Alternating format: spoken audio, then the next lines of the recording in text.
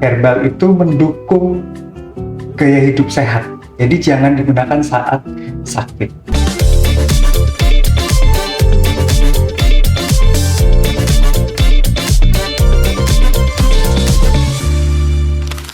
Hai Healthies, bertemu lagi dengan saya, Budi Ramantio di Kementerian Kesehatan Podcast Kemenkes.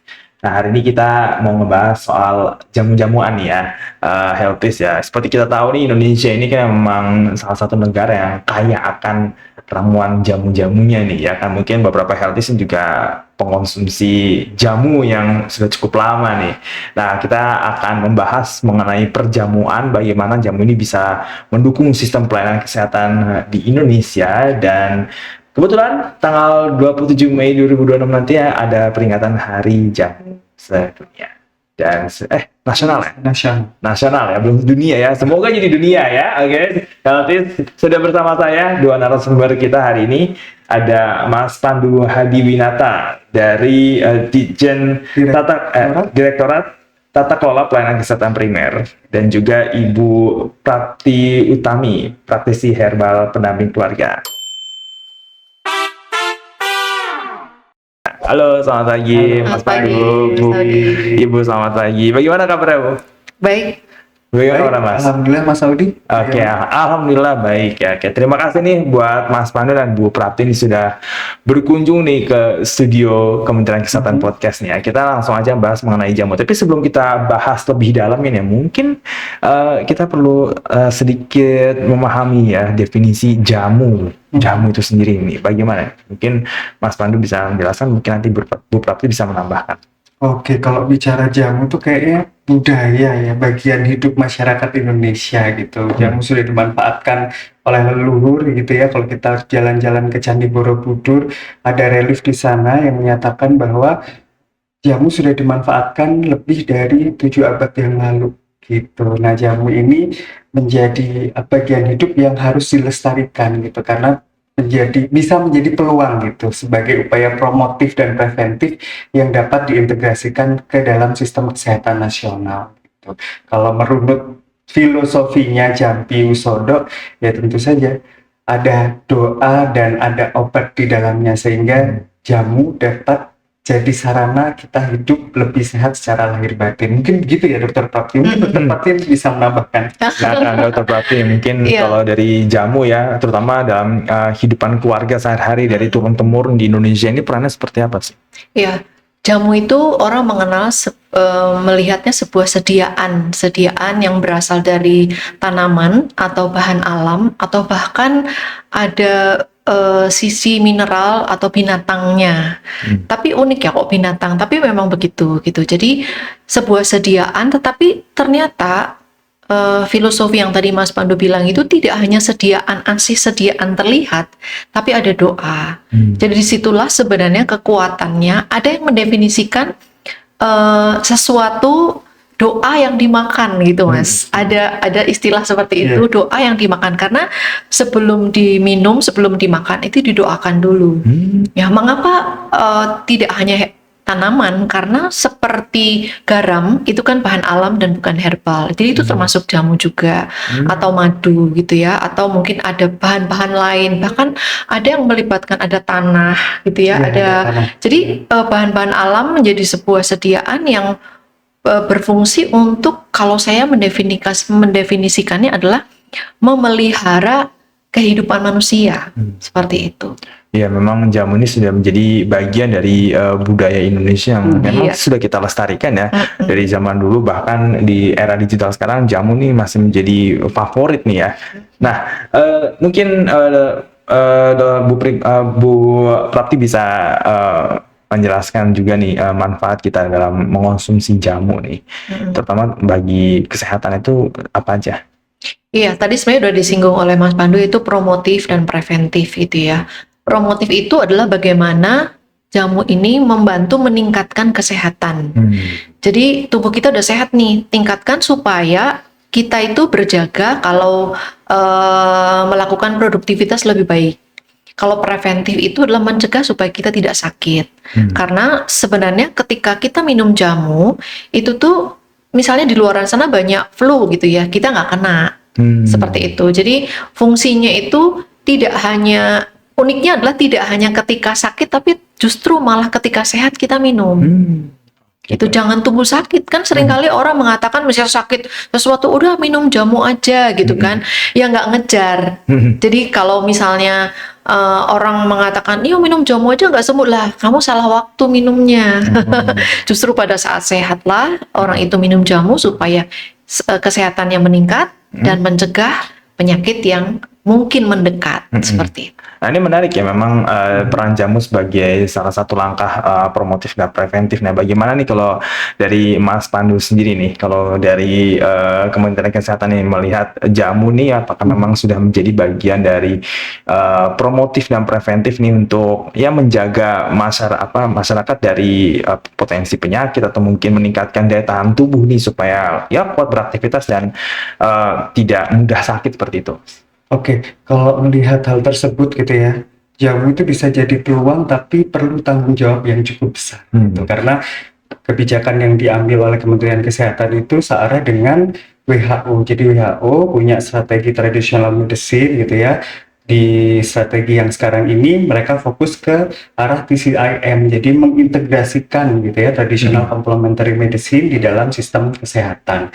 Nah, peluangnya itu tadi, kita itu punya biodiversitas yang cukup kaya disertai dengan kebudayaan dan pengetahuan terkait kesehatan tradisional. Namun untuk mengintegrasikan jamu atau upaya kesehatan tradisional yang lain itu perlu evidence base atau bukti ilmiah yang cukup kuat agar dapat diintegrasikan ke dalam sistem kesehatan. Karena kalau kita membaca lebih dalam terkait WHO strategi, 3 pilar utama harus diperhatikan. Yang pertama adalah safety, terus kemudian efikasi dan quality. Gitu. Jadi yang pasti jamu itu harus aman, kemudian bermanfaat dan kualitasnya itu terjaga. Nah, kami terus mendorong upaya tersebut agar jamu atau kesehatan tradisional dapat dimanfaatkan secara luas dan dapat diintegrasikan ke dalam sistem kesehatan. Ya, baik. Nah, sejauh ini tadi mengenai evidence base tadi ya, dan juga bagaimana mengintegrasikan jamu kepada sistem kesehatan nasional kita ini. Nah, bagaimana progresnya sejauh ini, Mas? Apakah memang sudah ada beberapa penelitian yang menunjukkan bahwa jamu ini manfaatnya memang ini baik untuk ini seperti itu? Nah kalau terkait hal tersebut gitu ya, teman-teman mungkin bisa membaca lebih dalam bahwa saat ini obat bahan alam di Indonesia dibagi ke dalam 3 kelompok. Yang pertama jamu, obat herbal terstandar, dan fitofarmaka. Hal ini bertujuan untuk kita membuktikan bahwa manfaatnya itu tidak hanya dari mulut ke mulut saja gitu ya dokter Tati ya, tapi sudah ada bukti ilmiahnya gitu. Jadi kalau obat herbal terstandar itu sudah melalui uji laboratorium, memang baru diuji cobakan pada hewan coba. Tapi kalau tingkatan yang lebih tinggi untuk membuktikan manfaat dari tanaman obat, itu ada fitofarmaka. Nah itu sudah diuji cobakan kepada manusia, jadi dosisnya terukur. Jadi jamu manfaatnya bukan lagi mitos ya, tapi sudah rasional gitu, bahkan dosisnya bisa terukur, terus kemudian toksisitas atau efek samping yang mungkin terjadi itu bisa dihindari gitu dari penelitian-penelitian tersebut gitu sih, Mas. Nah Dokter Prapti nih tadi kalau gitu kan memang kita juga perlu memperhatikan bagaimana jamu itu sebenarnya memang bisa menjadi media kita untuk promotif preventif, terutama di bagian preventif ya. Tadi kan dokter juga sempat menyebutkan kan kalau udah lagi sakit terus minum jamu tuh salah timing gitu kan. Nah sebenarnya bagaimana sih caranya kita tuh mengonsumsi jamu yang baik dan benar, karena sekarang kalau kita lihat nih di pasar di market ya kan, itu produk jamu turunan banyak beserta turunan-turunannya nih dokter. Iya. Kalau tadi saya merepeat lagi tentang salah timing itu adalah kalau orang itu berharap cepat sembuh, ya kan? Nah sebenarnya kelebihan jamu itu saat sehat oke, saat sakit oke. Tapi jangan sampai salah kayak menyalahkan jamu karena nggak sembuh, seperti itu. Arti salah timing itu seperti itu. Apakah boleh minum jamu? Ya boleh. Tadi komplementer kan, berarti melengkapi. Kemudian kalau sekarang jamu bagaimana mungkin ke implementasinya kali ya. Kalau tadi misalnya dari herbal terstandar harus diuji laboratorium. Kemudian bagaimana implementasinya sekarang sudah banyak sekali dan sebagainya, itu mesti harus ada izin-izin dan sebagainya gitu ya. Saya hanya berpikir ketika evidence base itu harus aman, apa Mas? Efikasinya, evidence base, quality-nya. Nah, bagaimana kalau di dalam keluarga gitu kan ya? Nggak bisa dong ke laboratorium. Nah, itu kita bisa namanya empirical base. Empirical base adalah jamu itu aman, teruji keamanannya selama 50 tahun atau 3 generasi berturut-turut. Nah, ini jamu sudah berapa generasi kalau kita mau. Nah, masalahnya adalah seringkali pendekatannya yang harus terus kita gaungkan. Nah, Kementerian Kesehatan sudah menerbitkan buku saku, Mas Audi, yang sangat menolong masyarakat. Kusaku toga dan akupressure yang memakai ukuran tubuh atau antropometri. Misalnya, kalau misalnya dipakai evidence base kan harus ukurannya berapa gram apa dan sebagainya kan. Tapi kalau di tingkat keluarga itu bisa memakai 1 ibu jari, 2 jari, atau 1 telapak tangan, 1 jengkal, seperti itu. Jadi di sana sudah ada petunjuknya sehingga pendekatan ke masyarakat ketika mendampingi keluarga memakai ukuran tersebut. Jadi kalau misalnya Mas Audi punya keponakan ya, keponakannya itu masih 5 tahun. Ya kalau misalnya mau minum kunyit ya pakai jarinya dia, bukan jarinya Mas Audi gitu. Jadi pendekatan itu dipakai karena sudah dipakai juga sama nenek moyang kita sebenarnya. Nah, ketika dikonversi, ditimbang, itu ternyata masih di ranah yang sangat aman.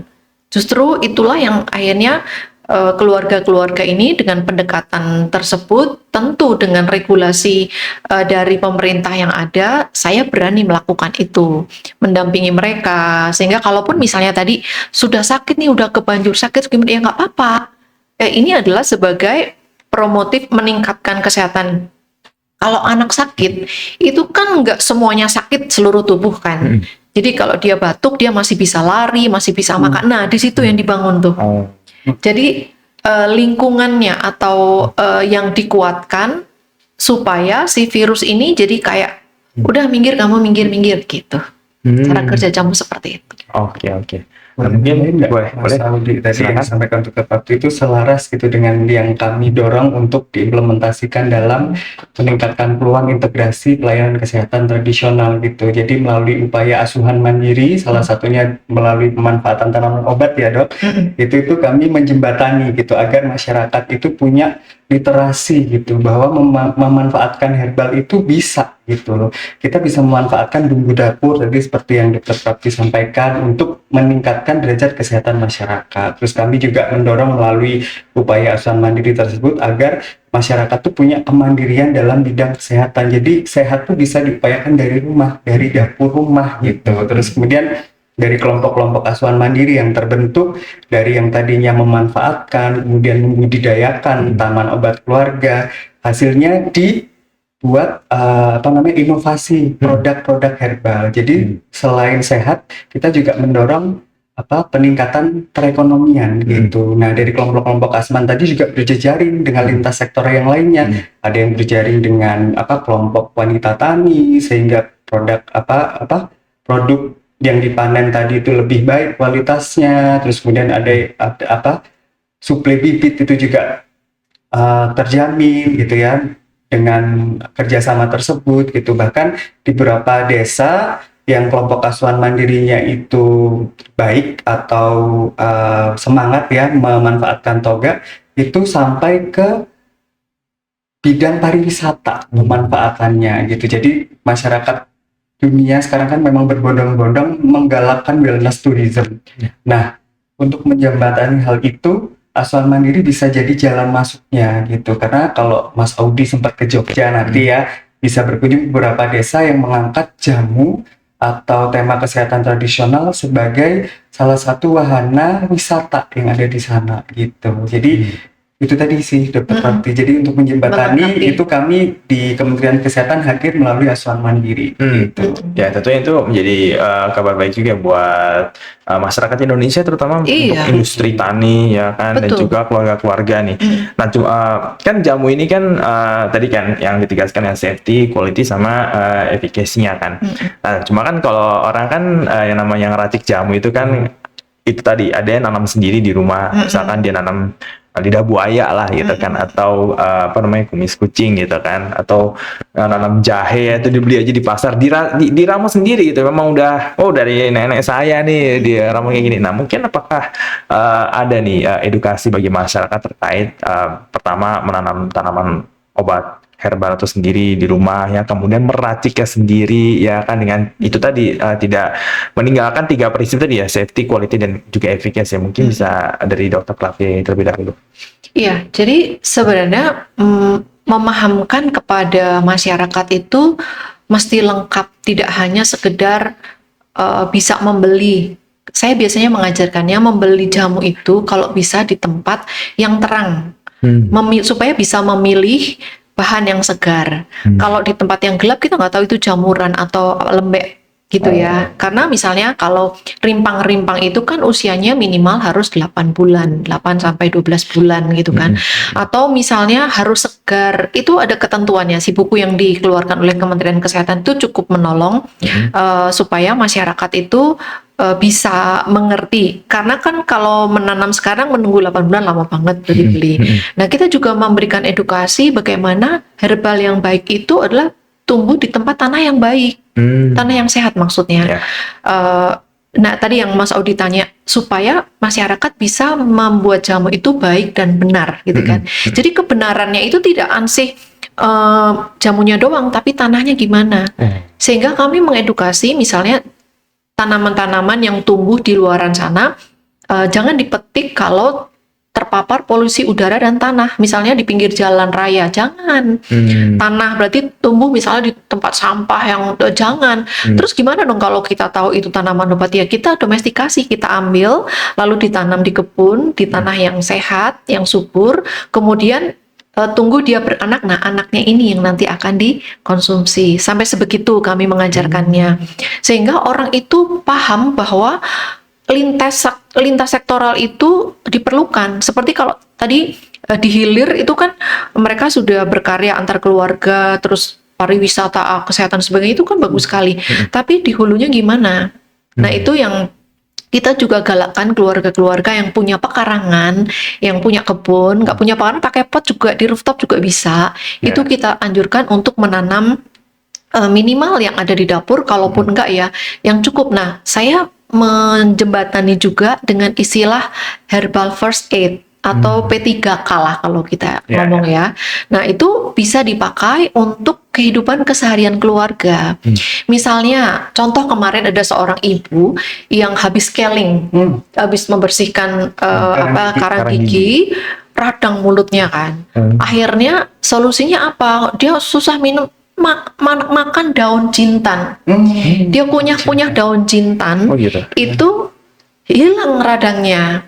Kemudian kalau misalnya sariawan, kita cukup kumur-kumur, bisa pakai rebusan daun saga atau daun sirih. Implementasinya sepraktis itu. Atau misalnya kita kesusupan gitu, kita iris aja bawang merah atau bawang putih, tempelin aja. Nanti tahu ya kesusupan ya. Masukkan benda kecil. Nah, itu kan orang-orang kan mengatakan itu nanti susupnya keluar sendiri. Enggak kali, lebih mudah diambil. Gitu. Jadi aplikasi seperti itu bisa digunakan oleh keluarga untuk tadi mengasuhan mandiri tadi, meminimalisir kita terintervensi. Bukan berarti salah ya, kalau memang harus ke rumah sakit ya ke rumah sakit, tapi kalau hal-hal kecil itu bisa diatasi, otomatis sebenarnya kita membangun karakter mereka, kita membangun mereka tidak panik, kita membangun mereka paham akan situasi. Karena sebenarnya batuk itu sebuah kebaikan, berak cair itu kebaikan. Karena kalau batuk itu kan refleks, berarti ada sesuatu yang masuk yang sebenarnya perlu dikeluarkan misalnya, atau diare atau berak cair itu berarti ada sesuatu yang dimakan yang memang harus dikeluarkan gitu. Jadi mengubah paradigma supaya orang itu tidak apa-apa obat gitu. Itu bisa diantisipasi banget gitu loh. Kalau misalnya kecuali kalau memang darurat ya, itu keren sekali sih. Kalau misalnya masyarakat paham kesehatan mereka sendiri, ke rumah sakit hanya darurat saja dan penyakit tidak menular itu bisa dihambat. Hipertensi bisa kok diselesaikan di rumah. Caranya gimana? Jangan sampai hipertensi gitu. Gitu sih. Nah, kalau dari Mas Pandu sendiri nih, ada nggak sih dari Kementerian Kesehatan mungkin program ya untuk mengedukasi atau kayak mensosialisasikan lah gitu kan, bagaimana cara memanfaatkan tanaman-tanaman herbal yang mungkin bisa ditanam di rumah gitu kan, gak usah industri gitu kan, yang di rumah yang bisa ditanam kan, kayak contoh lidah buaya kayak gitu, itu untuk dimanfaatkan sebagai salah satu upaya untuk menjalankan pola hidup bersih dan sehat ya kan. Nah, kalau untuk menjembatani hal tadi itu Mas Audi melalui upaya asuhan mandiri kesehatan tradisional gitu. Jadi seperti yang disampaikan Dokter Prapti gitu ya, teman-teman nanti yang nonton Kemenkes ini bisa download gitu, coba cari di googling gitu ya tentang buku asuhan mandiri. Nah, di sana lengkap informasi terkait bagaimana memanfaatkan tanaman obat untuk skala keluarga gitu. Terus kemudian ini yang jadi tantangan ya Mas Audi gitu. Masyarakat juga harus bijak bersosial media karena masih banyak masih kurang gitu ya literasi masyarakat terkait bagaimana sih memanfaatkan tanaman obat yang baik dan benar gitu. Seringkali karena viral di sosial media tanpa melihat kondisi tubuh dari masing-masing individu, mereka memanfaatkan suatu tanaman obat yang kita nggak tahu itu aman nggak sih untuk diri kita. Nah, itu juga perlu ditingkatkan. Jadi, tanggung jawab kesehatan itu tidak hanya tanggung jawab pemerintah saja, tapi masyarakat juga turut bertanggung jawab. Oleh karena itu, asuhan mandiri sebagai jembatan untuk mendorong masyarakat lebih terbuka lagi. Itu kami menyebarkan buku asuhan mandiri tadi sampai ke tingkat puskesmas, Mas Audi. Jadi, kalau memang teman-teman butuh pertanyaan terkait obat tradisional, terus kemudian bagaimana cara memanfaatkan, itu bisa datang ke puskesmas terdekat, gitu. Tanyakan ke bagian yang ada di puskesmas, bagaimana cara memanfaatkannya, atau buku sakunya bisa di-download di mana sih, gitu. Karena sudah kami sebarluaskan, gitu. Cukup sering kami lakukan sosialisasi terkait pemanfaatan tanaman obat gitu. Itu sih Mas Audi. Oke, baik. Nah, ini juga yang perlu kita tegaskan juga ya ke healthy semuanya, ke semua masyarakat, bahwa tadi itu pemanfaatan jamu ini sebagai langkah promotif dan preventif ya kan. Nah, memang nggak bisa dipungkiri ya, kadang-kadang ada orang kayak sakit gitu, misalnya sakit batuk gitu kan, cobalah nggak mau minum obat, maunya minum jamu aja, tapi minum obat herbal gitu kan, karena bisa dibedain tuh jamu sama obat herbal gitu kan. Nah, mungkin Dr. Prapti bisa memberikan sedikit pencerahan ya terkait sebenarnya tuh pengobatan tradisional atau herbal atau jamu gitu kan ya, pas kita lagi sakit itu kan, apakah bener bisa jadi obat beneran atau pengganti obat medis gitu kan ya, atau sebenarnya dua ini tuh harusnya bisa berdampingan gitu. Ya, kita lihat kasusnya sih Mas. Kita lihat kasusnya, kalau misalnya tadi contohnya batuk, atau tadi Mas Audi kan mention 2 kali tentang lidah buaya gitu ya. Lidah buaya itu seperti lidah buaya jenisnya banyak banget. Nah, kita harus tahu tadi, kita tahu jenisnya, atau saya memakai jembatan keledai 3J 1C. Jadi tujuannya apa? Misalnya batuk, maka kita mesti kenali jenis tanaman obatnya apa, kemudian jumlahnya seberapa, kemudian bagaimana jadwalnya, mengkonsumsinya kapan, sama cara mengolah dan cara memanfaatkannya. Saya ambil contoh tadi tentang lidah buaya aja lah ya, yang gampang. Kita harus tahu jenis lidah buaya yang mana yang bisa kita konsumsi. Itu prinsip sekali, jangan sampai asal. Kemudian bagaimana memanfaatkannya, misalnya harus dikupas kulit luarnya, gelnya saja. Tapi sebelumnya juga harus ditiriskan dulu supaya getahnya hilang, nggak bikin gatel. Itu kan bagaimana cara mengolahnya. Kemudian tadi misalnya tujuannya untuk apa? Supaya BAB-nya lancar gitu. Ya nggak apa-apa seberapa, siapa yang mau minum. Nah itu juga penting sekali. Jangan sampai kita bertanya, banyak sekali yang bertanya gini Mas Pandu, dok, herbal apa yang untuk sembelit? Pertanyaannya, siapa yang sembelit? Ya. Sudah berapa lama? Nah itu perlu data itu perlu kita tahu seperti itu sih Mas Audi. Jadi kalau misalnya tadi pertanyaannya adalah aku nggak mau minum obat karena batuk, ya boleh aja. Karena sebenarnya selain preventif dan promotif, ini dia juga bersifat kuratif yang terkandung di dalam herbalnya gitu. Dia bersifat mengobati karena misalnya obat batuk ya. Obat batuk itu saya biasanya memberikan bawang merah Mas. Bawang merah dan kencur misalnya. Bawang merah itu mengandung antibiotik alami. Dia meningkatkan daya tahan tubuh. Dia juga ekspektoran, menghangatkan. Apalagi ditambah kencur sama. Jadi entitas dari si herbal tersebut itu sudah mendukung penyembuhan. Tapi cara kerjanya tadi, lingkungannya, environmentnya itu ditingkatkan. Tapi karena si herbal itu bersifat antibakteri, ya sekaligus dia membunuh si bakteri itu, seperti itu. Jadi nggak apa-apa kalau misalnya tadi atau tadi sempat dimention secara verbal sudah diomongin di dalam keluarga, itu kita sangat menghargai. Tadi pertanyaan di awal kan, orang tua itu sudah turun temurun ngasih tahu dan lo nggak apa-apa, justru itu kekayaan. Nah yang membuat kita sedih kadang-kadang di dalam keluarga itu tidak sempat tertulis, padahal itu aset yang sangat besar sekali.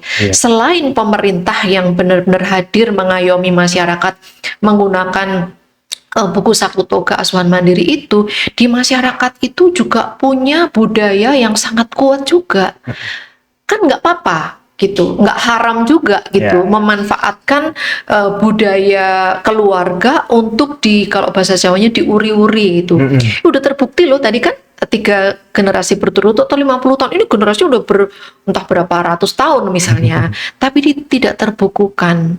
Kebetulan saya ketemu sama orang Sidoarjo yang punya keturunan meracik jamu. Saya bilang, Pak jangan mati dulu, tulis dulu itu resep-resep. Semuanya diomongin sama kami nggak mampu menulis sampai dia meninggal.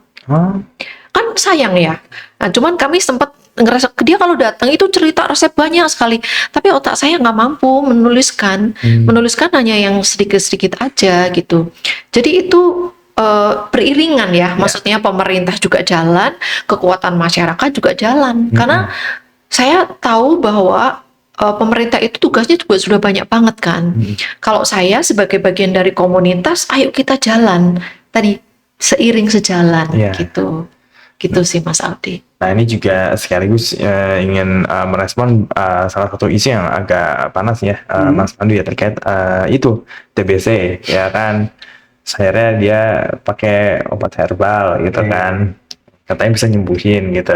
Nah ini mungkin gimana nih? Itu kan soalnya kan itu ini mungkin karena ini kan viral aja ya, jadi orang tahu. Cuma sebenarnya kan kalau di sehari-hari itu sama orang kan udah nggak usah minum obat itu gitu kan, udah pakai minum yang herbal aja atau tradisional aja gitu kan ya, sembuh kok, tuh si Anu juga sembuh, tuh tetangga saya juga sembuh. Nah itu mungkin yang kayak gini gimana coba Mas Pandu? Makasih Mas Audi terkait kasus yang viral. Sebenarnya nggak hanya kasus itu saja, banyak terjadi di masyarakat kita gitu ya, salah pengkonsumsi herbal sehingga bukannya malah sembuh malah parah gitu penyakitnya. Nah yang harus ditanamkan adalah herbal itu aman bukan berarti tanpa efek samping. Jadi sebelum mengkonsumsi harus melihat dulu kondisi tubuhnya oke nggak minum herbal gitu. Tadi banyak dimention Dokter Prapti gitu ya, terkait rasionalisasi bagaimana cara penggunaannya, terus kemudian siapa yang mengkonsumsi, terus gaya hidupnya seperti apa gitu, karena herbal ini kerjanya secara holistik gitu. Jadi kita itu nggak bisa memanfaatkan herbal sebagai pengganti obat konvensional kalau memang dinyatakan dia itu sakit. Jadi herbal itu sebagai pendukung gitu, jadi sebagai kolaboratif gitu, komplementer ya dokter tadi ya, melengkapi gitu. Jadi tadi jangan sekali-sekali menggantikan obat dokter, karena kita nggak pernah tahu kondisi tubuh kita itu aman nggak konsumsi herbal. Sekarang ini banyak komorbid terjadi gitu kan, dengan pola hidup yang tidak seimbang gitu, kurang olahraga, makan kurang serat, banyak mengkonsumsi fast food dan lain sebagainya. Nah, herbal itu mendukung gaya hidup sehat. Jadi jangan digunakan saat sakit. Itu sih Mas Aldi gitu. Jadi kalau teman-teman mau mengkonsumsi herbal, pastikan dulu kondisinya aman atau enggak. Karena banyak sekali tanaman obat yang bisa bereaksi dengan obat konvensional. Entah itu menguatkan efek terapinya, bisa saja melemahkan efek terapinya, atau bahkan menimbulkan efek menguatkan resiko terjadinya efek samping dari obat yang dikonsumsi. Seperti halnya misalnya bawang putih untuk hipertensi. Nah, kalau penderita hipertensinya tadi mengkonsumsi pengencer darah, tentu konsumsi bawang putih tidak disarankan karena bawang putih juga bersifat sebagai pengencer darah. Atau yang hipertensi atau diabetes gitu ya, ingin mengkonsumsi daun salam.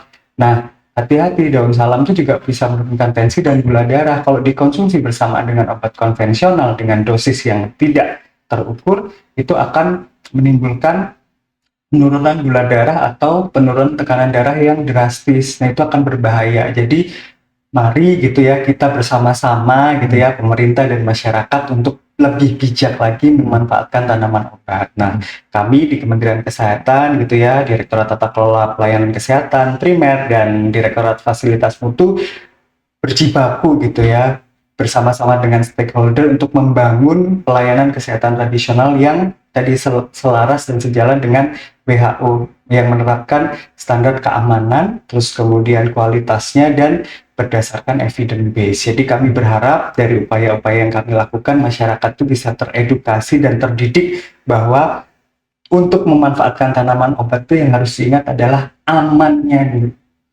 Itu baru kemudian dicari tuh manfaat dan lain sebagainya. Karena yang pasti aman itu adalah gold medal dari pemanfaatan tanaman obat atau kesehatan tradisional. Kalau nggak aman ya jangan dimanfaatkan.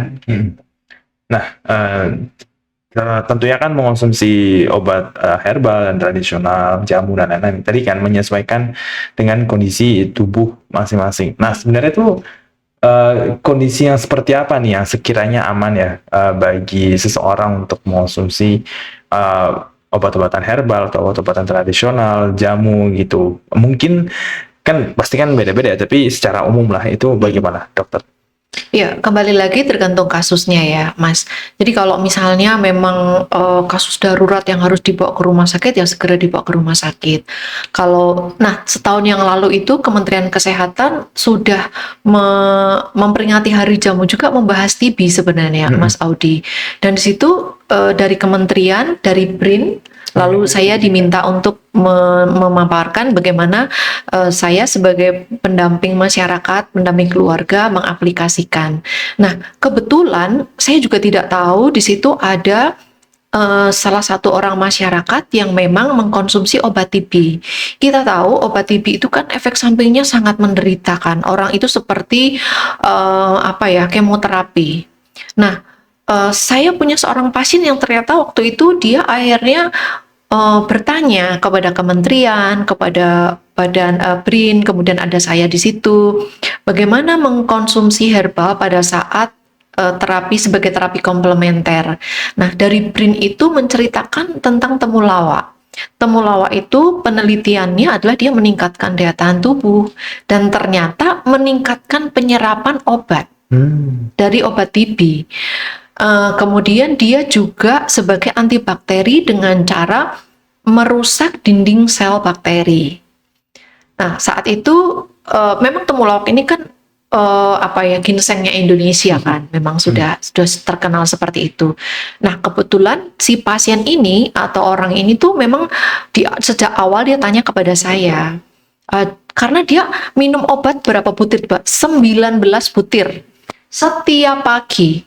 Saya bilang, obat apa yang diminum? Obat TB. Kenapa sebanyak itu? Karena ternyata dia TB resisten.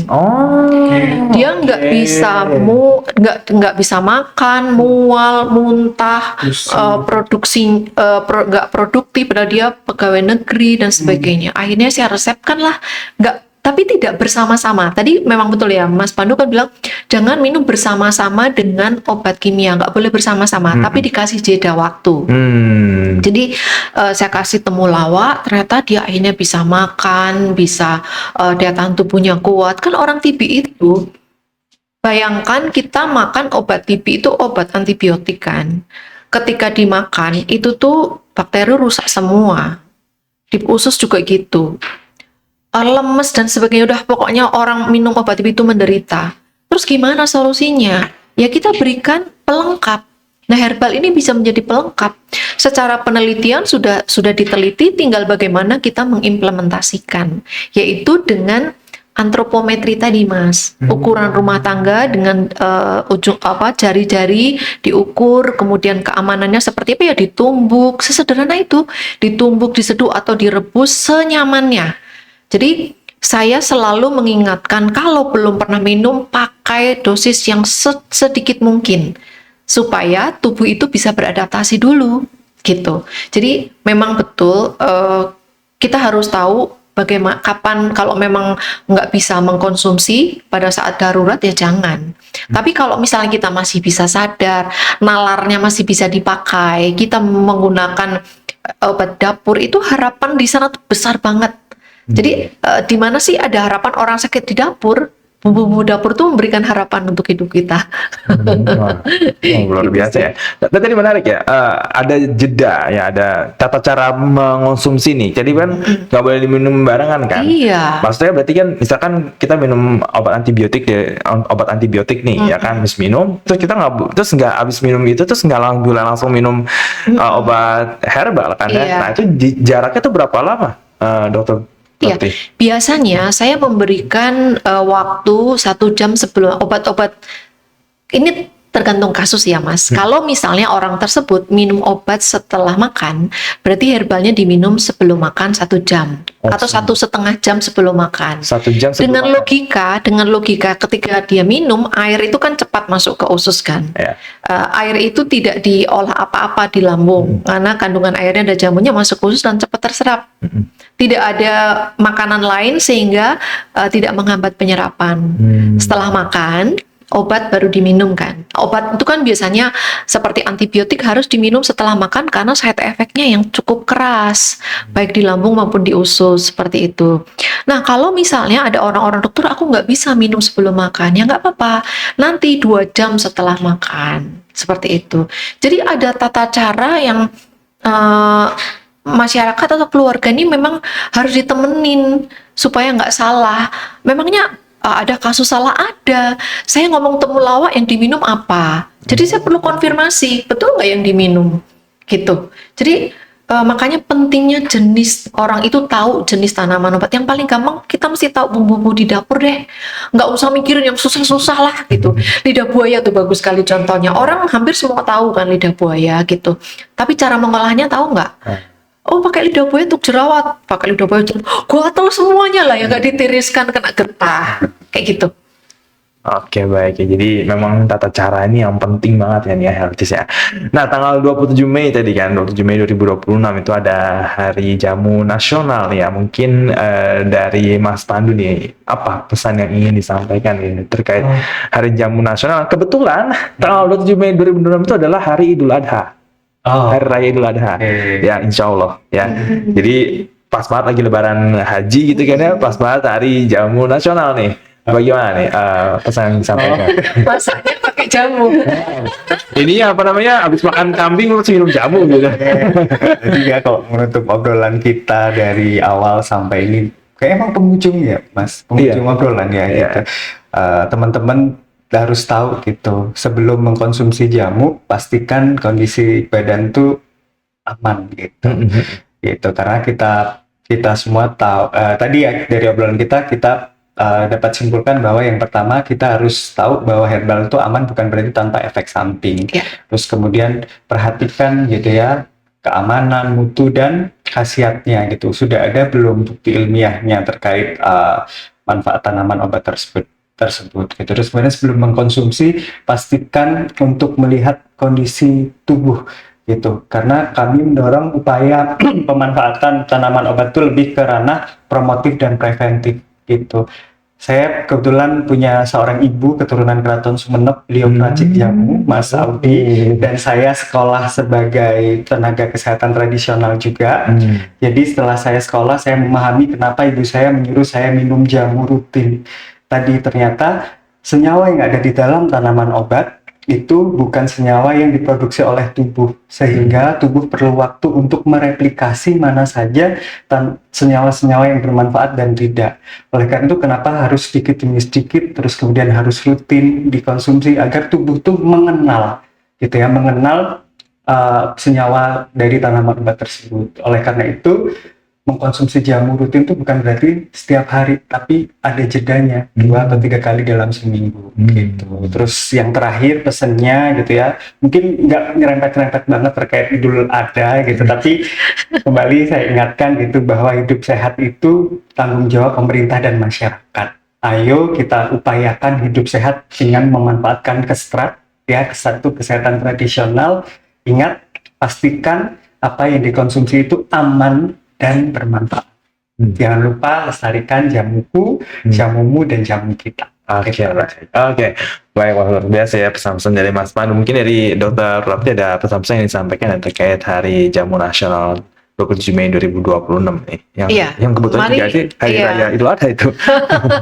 Mari keluarga berani mengambil keputusan hidup sehat untuk seluruh anggota keluarga dengan mengenal mengapa kita tujuannya apa kita mengkonsumsi jamu, mengenal jenis jamu atau herbal dengan baik, kemudian tahu jadwalnya, tahu jumlahnya, dan tahu cara mengolah serta memanfaatkannya. Sehingga di situ mention Mas Pandu tadi, tidak semua orang bisa minum jamu kalau kondisi tertentunya itu tidak bisa. Misalnya contoh aja nih ya, kalau misalnya orang dengan tekanan darahnya rendah, tentu harus hati-hati mengkonsumsi daun salam yang menurunkan tekanan darah. Seperti itu. Mungkin Mas Audi tadi agak confused, ini gimana ya maksudnya gitu. Itu adalah kita harus mengenal diri kita sendiri dulu sebelum kita mengenal jamu. Jadi urutannya adalah kenal diri, kenal herbal atau jamu, dan mengkombinasikannya. Oke, baik ya. Tuh pentingnya mengenal diri ya, healthies ya. Jadi mengenal badan kita juga nih ya. Janganlah kita tahu punya tekanan darah rendah terus konsumsi daun salam yang berlebihan gitu kan ya. Sepingsan. Iya, mungkin ada baiknya mungkin bisa konsultasi juga sama dokter kalau misalkan nggak tahu nih kondisi tubuhnya ya kan. Boleh ngobrol dulu sama dokter ya kan ya. Kebetulan kan kalau misalkan ke puskesmas gitu kan ya, habis CKG gitu kan, ini saya mau konsumsi obat tradisional herbal ini bagaimana kalau kondisinya seperti ini gitu kan ya. Biar selain dokter Mas Audi, ada tenaga kesehatan tradisional yang harus di-mention. Jadi memang fokus belajarnya itu di kesehatan tradisional, tidak hanya jamu saja, tapi juga keterampilan-keterampilan yang lain yang berhubungan dengan upaya peningkatan kesehatan kayak akupuntur, akupressure atau pijat. Jadi kalau teman-teman di sekitarnya ada tenaga kesehatan tradisional, manfaatkanlah gitu. Iya, itu ya penting juga ya, tenaga kesehatan tradisional ya kan. Jadi lebih baik preferensi lebih baik ya. Jadi jangan apa-apa nanya sama AI. Oke? Itu dia healthies ya. Oke, terima kasih Mas Pandu, Dr. Prapti sudah hadir di studio Kementerian Kesehatan Podcast. Semoga sehat selalu dan semoga kita bisa berbincang lagi di lain kesempatan ya. Amin. Terima kasih Mas Audi. Amin.